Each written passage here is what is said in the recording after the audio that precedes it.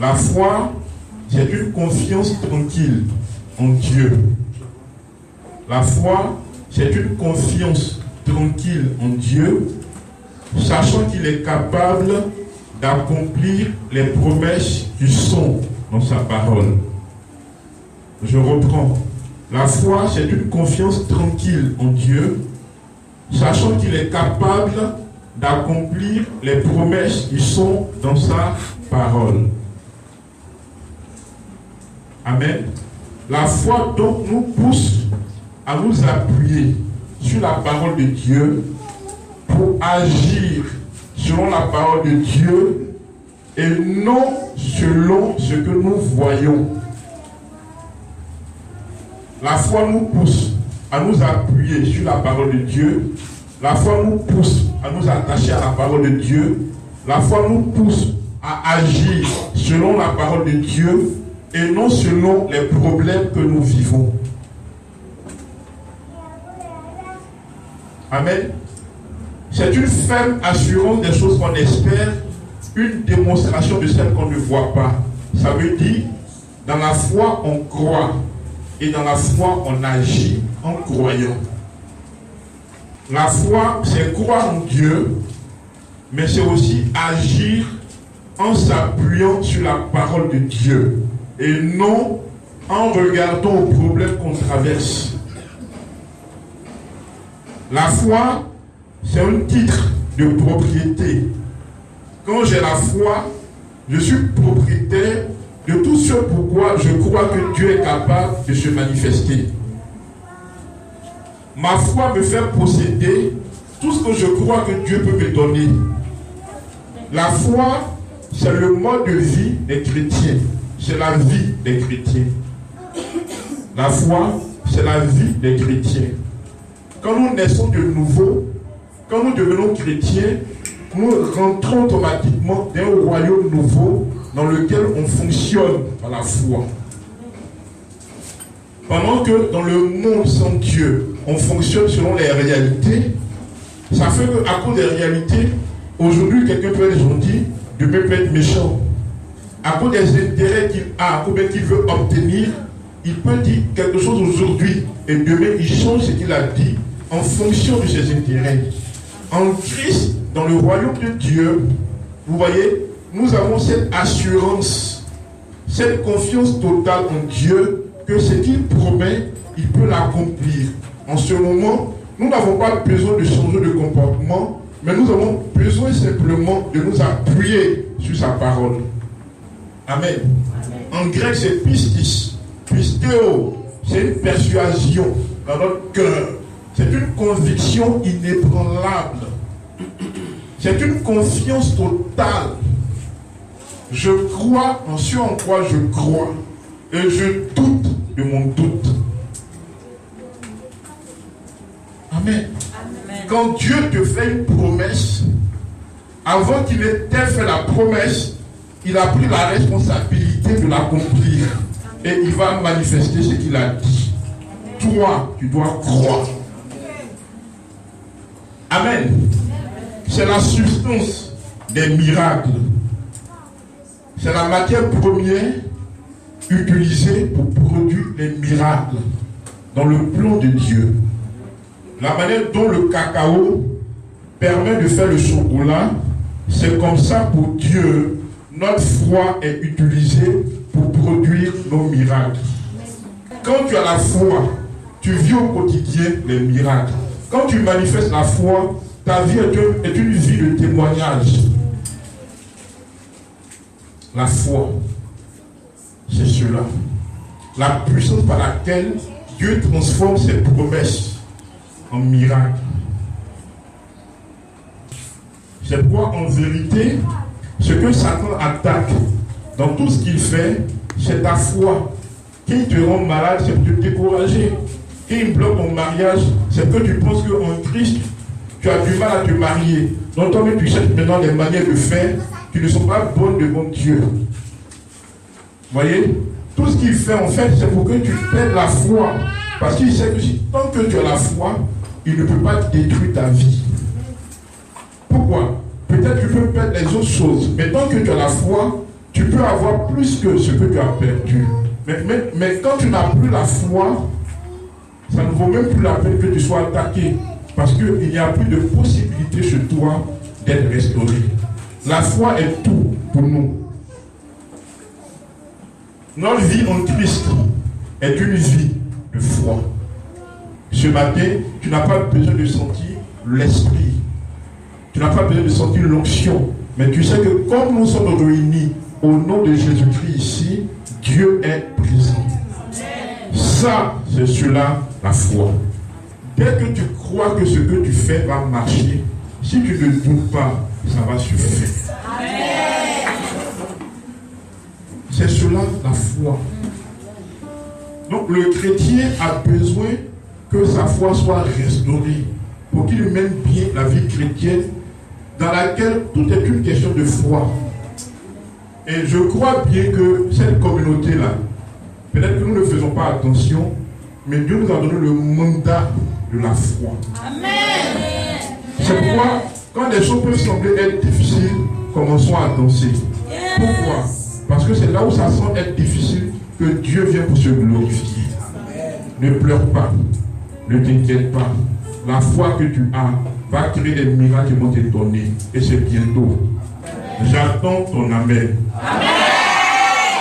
Alléluia. Amen. Donc la maison de la foi, c'est une maison. Alléluia. Nous prenons Genèse 12, verset 1. Je lis. Dieu dit à Abraham, va-t'en de ton pays, de ta patrie et de la maison de ton père dans le pays que je te montrerai. Alléluia. Amen. Donc qui parle de maison parle de famille. Qui parle de maison parle d'un lieu dans lequel on entretient des relations avec un esprit. Amen.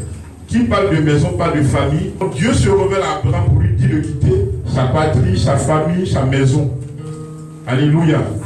Vous voyez, qui parle de maison parle d'intimité, lieu de repos. Donc la maison de la foi parle d'un environnement dans lequel on se ressource en foi. Vous voyez, et on manifeste la foi. En un mot, la maison de la foi, c'est une vie chrétienne bâtie selon la parole de Dieu, avec les lois de la parole de Dieu. De la même manière dont une maison, sur le plan physique, vous voyez, se bâtit avec des matériaux. Il faut du ciment, du sable, des graviers, n'est-ce pas, pour pouvoir faire une maison, de l'eau, avec tout ce que vous pouvez imaginer, du fer. Pour construire une maison, c'est ce qu'on fait, n'est-ce pas? Mais sur le plan spirituel, notre maison de la foi aussi, elle est bâtie avec des matériaux spirituels. Si tu bâtis ta vie chrétienne sur les révélations, le jour où il n'y a pas de révélation, tu croiras que Dieu n'est pas avec toi. Or, la parole de Dieu, elle ne change jamais. On est d'accord?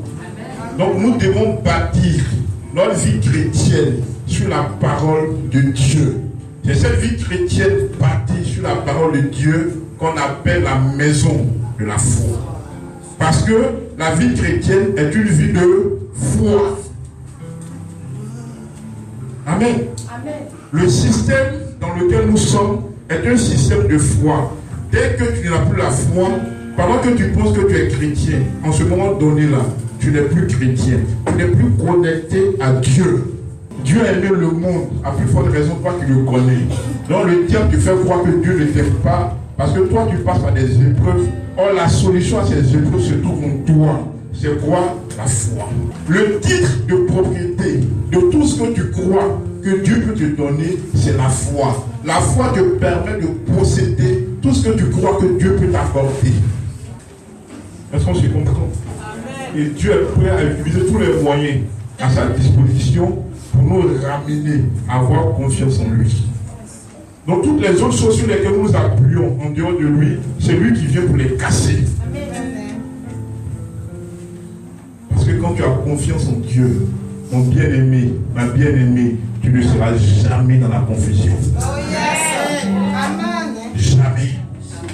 La foi s'en fout de la réalité. La foi impose à la réalité le règne de Dieu. La foi est une démonstration démonstration de la puissance de Dieu. Quiconque croit en Dieu, automatiquement, la puissance de Dieu descend sur sa vie pour opérer dans le surnaturel. C'est cela, la foi. Amen. Je te dis la vérité. Tu peux guérir les malades par ta foi. Tu peux changer ta vie par la foi. Tu peux tout obtenir de Dieu par la foi. Je te dis la vérité. Tu n'as aucun problème avec Satan. Ton problème, c'est un problème de foi. Ta foi doit être renouvelée. Je ne sais pas là où tu as mal ce matin, mais ta foi te guérit. Un pasteur qui est en train de prendre de l'âge dit que c'est qu'elle est partie en Israël, qu'elle est plongée dans l'eau, que Dieu lui a dit tout est accompli. Moi, je suis son fidèle, je quitte son église. Amen. Il dit c'est là maintenant Dieu l'a délivré. Moi, si je suis ton fidèle, je quitte l'église. S'il faut que tu ailles d'abord en Israël pour être délivré, et ceux qui n'ont pas les moyens, ça se passe comment? C'est une question de foi. Ce matin-là, je n'ai pas la capacité de délivrer qui que ce soit, mais ta foi est capable de changer ton histoire. Ta foi. Je suis venu provoquer ta foi. Il y a une foi qui est en toi, qui est en train de dormir. Je suis venu la réveiller. Amen. C'est parce que tu es capable de résoudre le problème auquel tu es confronté que Dieu a permis qu'il vienne vers toi. Amen. Tu ne peux pas vivre sans qu'il y ait en toi une réserve de la puissance de Dieu. Donc, il n'y a pas un problème que tu ne peux pas résoudre. Parce que le Saint-Esprit habite en toi. Alléluia. La nouvelle naissance, le baptême en Christ, la marche par l'Esprit, la pratique de la vérité et demeurer dans la parole de Dieu. La nouvelle naissance, c'est la conversion.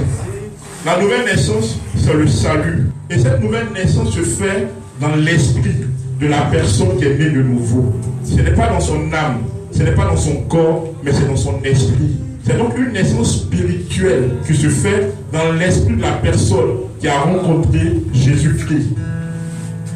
C'est ce qui fait que désormais, la personne peut recevoir la foi. Pourquoi? La foi est spirituelle. Elle se fait dans l'esprit. La foi n'est pas fonction de comment tu t'habilles. La foi n'est pas fonction de comment tu chantes. La foi se produit d'abord dans ton esprit. La nouvelle naissance est une naissance spirituelle. Amen. La nouvelle naissance est une naissance spirituelle. C'est pourquoi, ça va vous étonner, mais avant que Jésus ne vienne sur terre, aucun homme n'était né de nouveau. David n'était pas né de nouveau. Abraham, Ézéchiel, Élisée, qui encore? Donnez-moi un autre nom. Élie, Moïse, Jean, Josué, Joseph. Malgré tout ce qu'ils ont fait de bon, qui a glorifié Dieu, la chose la plus importante, qui était la nouvelle naissance, n'avait pas encore été produite dans le cœur. C'est pourquoi Jésus regarde Jean-Baptiste, il dit, parmi les gens qui sont nés de femmes, Jean-Baptiste était le plus grand. Mais parmi les gens, les fils de Dieu, les gens du royaume, Jean-Baptiste est très petit. Et ça scandalise. C'est pourquoi vous n'êtes pas obligé de porter le nom de Moïse quand Dieu vous appelle. Bon, je ne suis pas là quand quelqu'un dit, Dieu lui a dit, s'appelle Moïse. Je ne suis pas comme ça. Mais vous êtes plus que des Moïse. Amen. Est-ce que vous comprenez? Vous êtes plus que Abraham. C'est que donne-moi les richesses d'Abraham. Abraham n'avait que des moutons, pardon. Donne-moi la sagesse de Salomon. C'est par rapport à son époque, pas par rapport à toi. Yes. Moi, je n'étais pas encore né, donc Salomon peut prétendre qu'il était riche. Maintenant que je suis né de nouveau, j'ai droit à toutes les richesses dont Dieu a fait grâce. Vous voyez, la nouvelle naissance, normalement, modifie notre mentalité. Puisque c'est dans l'esprit qu'on est de nouveau, et c'est dans l'esprit se trouve notre mentalité, notre intellect, notre intelligence, notre imagination, notre mémoire, notre conscience, notre libre arbitre. Donc tu dois savoir qui tu es. C'est pourquoi la Bible dit, tous ce que vous lirez sur la terre sera lu dans le ciel. Tout ce que vous délirez sur la terre sera délié dans le ciel. Vous avez la capacité d'accepter ou non les choses. C'est ce que vous acceptez qui se produit. Quand vous refusez, le ciel refuse. Nouvelle naissance. Condition première avec Dieu. Si quelqu'un qui n'est pas né de nouveau ne peut pas avoir la foi de Dieu, il peut être courageux, il peut être ambitieux, mais il ne peut pas avoir la foi selon Dieu. La nouvelle naissance. Jean 3, verset 3 à 8. Jean 3, verset 3 à 8. Entre Nicodème et Jésus-Christ, Jésus l'encourage et Jésus dit, il faut que vous naissiez de nouveau. Nicodème était un docteur de la loi, mais il ne comprenait pas ce mystère. C'est le préalable, c'est le commencement. Quelqu'un qui n'est pas né de nouveau ne peut pas comprendre la parole de Dieu. Parce que c'est une parole spirituelle qui demande que la personne qui la comprenne soit spirituelle. C'est pourquoi l'erreur qui a été faite dans le temps, on donne la Bible à des intellectuels non nés de nouveau, non régénérés pour l'expliquer. Donc chacun y envoyait ses doctrines philosophiques, sociologiques, psychologiques et en dehors de la pensée de l'esprit. La nouvelle naissance. On devient enfant de Dieu lorsqu'on reçoit la parole dans laquelle on croit.